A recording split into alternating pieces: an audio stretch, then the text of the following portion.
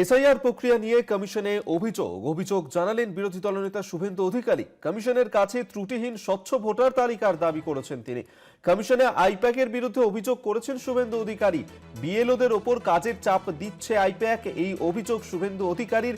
SIR প্রক্রিয়ায় কমিশনে অভিযোগ জানালেন বিরোধী দলনেতা শুভেন্দু অধিকারী। বিএলওদের ওপর কাজের চাপ দিচ্ছে আইপ্যাক, ভোটার তালিকায় অনুপ্রবেশকারীদের নাম তুলিয়েছে, এই অভিযোগই করেছেন শুভেন্দু অধিকারী।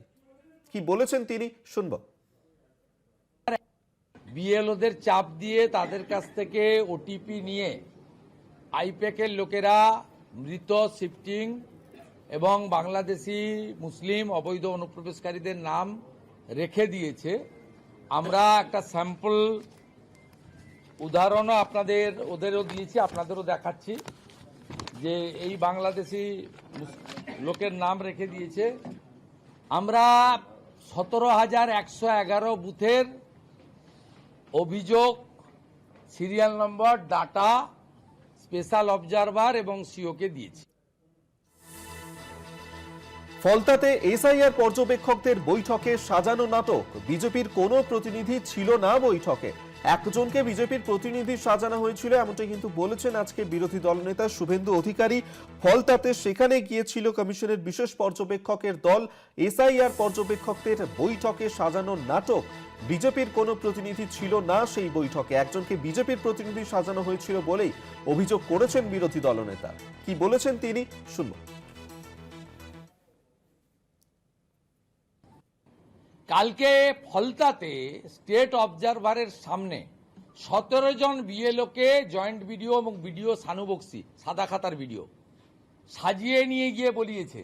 এবং আপনি শুনলে অবাক হয়ে যাবেন, স্টেট অবজারভার আমাদের টাইম দিয়েছে আগামী পরশুদিন আইদার সঞ্জয় সিং আর শিশির বাজোরিয়া যে কোনো একজন নিয়ে আসবেন ফলতার বিজেপির টিমকে। আমাদের বিজেপির কোনো প্রতিনিধি কালকে ছিল না।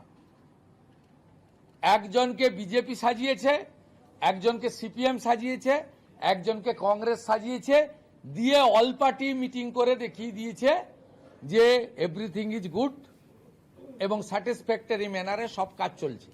আপনি ভাবতে পারেন রাজনৈতিক দলের প্রতিনিধি। আপনারা শুনলেন যে বিরোধী দলনেতা শুভেন্দু অধিকারী তিনি ঠিক কি অভিযোগ করেছেন, এবং তিনি একদিকে যখন বলেছেন যে ফলতায় পর্যবেক্ষকদের বৈঠকে সাজানো নাটক, সেখানে সেই বৈঠকে বিজেপির কোনো প্রতিনিধি ছিল না, একজনকে বিজেপির প্রতিনিধি সাজানো হয়েছিল। আপনারা জানেন যে ফলতায় মৃত ভোটার নিয়ে বিজেপির যে দাবি তা কমিশনের বিশেষ পর্যবেক্ষক তা সম্পূর্ণভাবে উড়িয়ে দিয়েছেন।